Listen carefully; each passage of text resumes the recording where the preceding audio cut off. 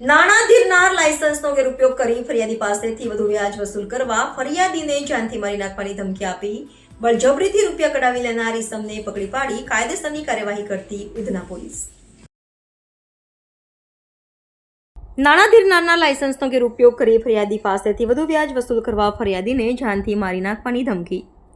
સુરત શહેરના police commissioner Shri Anupamsinh Gehlot સાહેબ તથા ખાસ police commissioner Shri Wabang Jamir sector 1 સાહેબ તથા નાયબ police commissioner Shri Bhagirathsinh Gadhvi zone 2 સાહેબ તથા નાયબ police commissioner Shri Chirag Patel C division સાહેબનાઓએ વ્યાજખોર ઇસમો સામે કડક પગલાં લઈ કાયદેસરની કાર્યવાહી કરવા સૂચના આપેલ.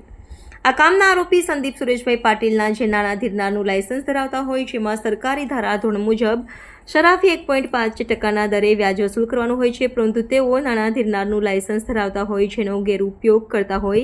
આ કામના ફરિયાદીની પત્ની બીમાર હોય જેથી સને 2022 માર્ચ મહિનામાં આરોપી સંદીપ સુરેશભાઈ પાટીલનાઓની પાસેથી રૂપિયા 20,000 વ્યાજે લીધેલ, જેના બદલામાં દર મહિને 3908 હપ્તા પેટે ચૂકવી આપવા જણાવેલ.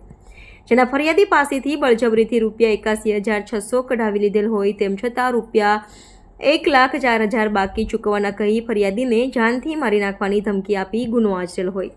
જે અંગે ફરિયાદીએ આપેલ ફરિયાદ દાખલ કરવામાં આવેલ છે. ઉપરોક્ત સૂચના અનુસંધાને police inspector Shri S N. Desai સાહેબ તથા surveillance police sub inspector Shri M K. Ishrani સાહેબ નાઓના માર્ગદર્શન હેઠળ સર્વેલન્સ સ્ટાફના આસિસ્ટન્ટ હેડ કોન્સ્ટેબલ કમલેશભાઈ લીલાભાઈ તથા આસિસ્ટન્ટ હેડ કોન્સ્ટેબલ ચિરાગભાઈ પિતાંબરભાઈ નાઓએ આરોપી સંદીપ સુરેશભાઈ પાટીલ ઉંમર વર્ષ 34 ધંધો ફાઇનાન્સ રહે પ્લોટ નંબર 333 સુખીનગર અમરદીપ મેડિકલની ગલીમાં બમરોલી રોડ પાંદેસરા સુરત મૂળગામ ડોગર તાલુકો સહાદા જિલ્લો નંદુરબાર મહારાષ્ટ્રના પકડી પાડી અને પ્રશંસનીય કામગીરી કરેલ છે.